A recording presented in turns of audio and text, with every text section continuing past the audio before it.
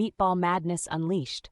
So there we were, just another lazy Sunday afternoon, hanging out in the driveway with the usual crew: my brother, his best friend Jake, and our neighbor Karen, who insists on bringing her dog Scout to every neighborhood activity.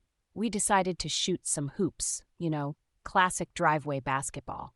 Jake, being the self-appointed equipment manager, rolled out the ball from the garage.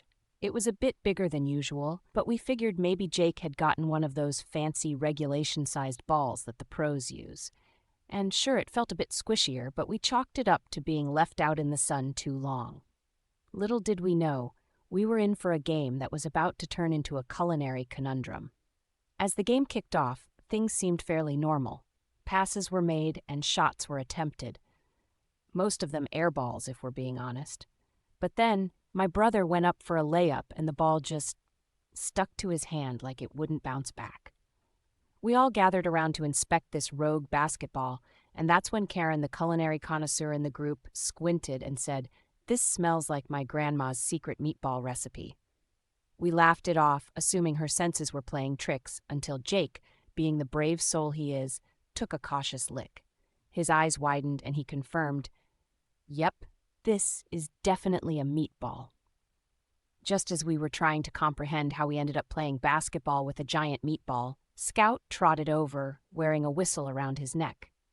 Apparently, Karen had been training him to be a referee, a fact she decided to share only at this moment.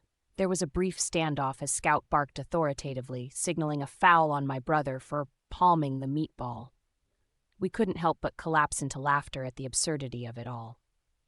But the game had to go on, and we did our best to dribble a meatball up and down the driveway, all the while ensuring Scout didn't call any more fouls. By the end of the game, the meatball was in a sorry state, more of a meaty smush than a spherical object. We gathered around, sweaty and still chuckling, when Karen announced she'd make spaghetti for everyone. As we sat on the porch with our plates, Jake looked at us, grinning, and said, "Well, I guess you could say we made a slam-dunk dinner." And with that, we all burst into laughter, realizing that sometimes the best games are the ones that bring a little flavor to life.